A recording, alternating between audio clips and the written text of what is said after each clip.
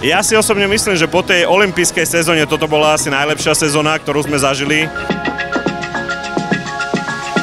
Začneme vyhlasovanie v skupine U12, U16.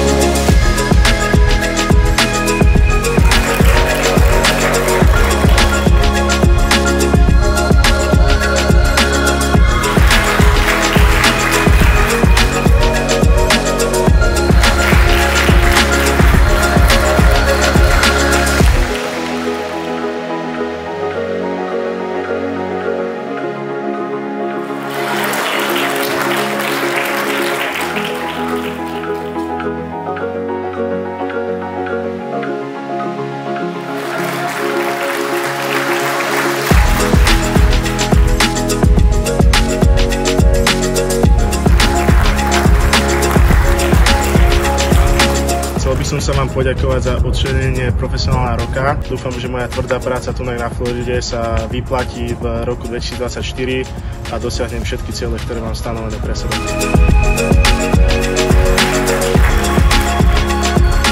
Ja by som veľmi chcela poďakovať Slovenskej golfovej asociácie, že mi dala túto cenu, že mi ju udelila. Netreba sa vzdávať, aj keď to momentálne na tom turnaji nejde. Treba skúšať, cestovať, hrať turnaje, nevzdávať sa a bojovať do každej jednej rany.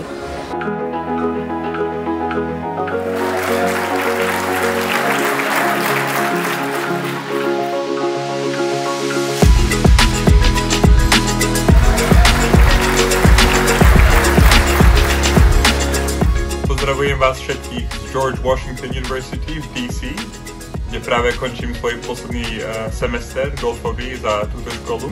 Chcel by som vám poďakovať veľmi za toto ocenenie.